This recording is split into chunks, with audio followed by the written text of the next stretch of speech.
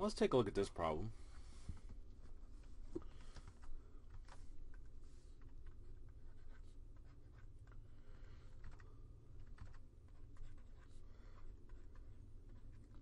This is going to combine earlier technique we looked at along with dimensional analysis.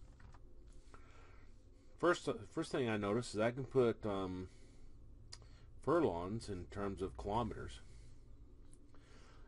So if I change 13 p.m. to kilometers first, then I can actually get to furlongs. So you have to kind of look ahead on this one to see where you're headed. Now, 13 p.m. This is where we're using CP as peta. So it's kind of the larger or smaller measures for the metric system, then you can use this chart. Okay, now I want to get, I could either take the PM to kilometers or to meters. Probably it'd be easiest to take it to kilometers.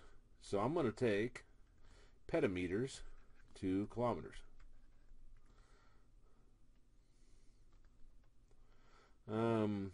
Okay, so we're starting with this first column, and we're going from PM to the unit. So I come down here to the PM, and that says plus 15.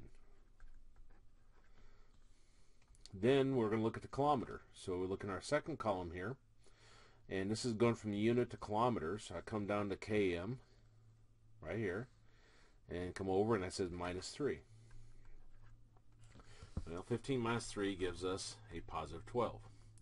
Which means I'd move my decimal point. Here's the decimal here. So I'd move it 12 places to the right. So I could put this in scientific notation as 1.3 times 10 to the 13th power. 12 zeros and then 1 for the 3 here.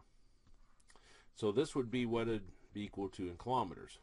So this one I could rewrite as 1.3 times 10 to the 13th kilometers to furlongs. And this means the same thing. Okay, now dimensional analysis. We're going to take our 1.3 times 10 to the 13th kilometers, and you put it over 1. If kilometers is up here, then kilometers has to be down here. And I'm going to look for some kind of connection between kilometers and furlongs. And not in that one. Okay.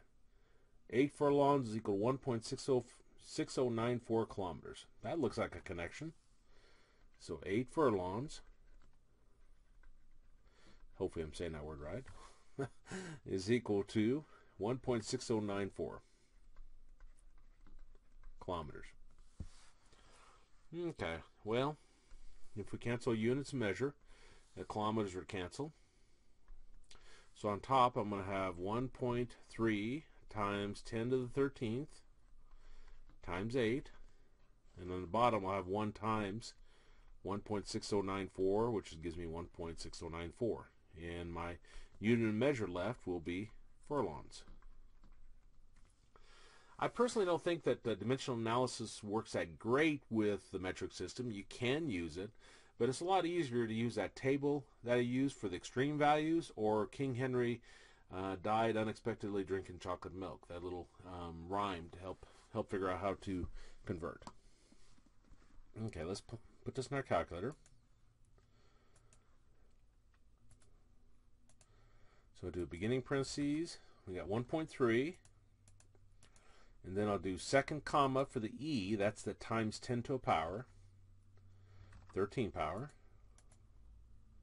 Times 8, closing parentheses, divided by 1.6094. And then press enter. And I'll take this to three decimal places. So we got 6.462 times 10 to the 13th power furlongs. Now, this is an exact value up here when you did the metric conversion, but it's a pretty sure bet that 8 furlongs is not equal to exactly this value, that it's an approximation. But it's not to 4 decimal places. Your precision of your problem may require you to take it out to more and to use exact values. For purposes of this problem, this will be our answer.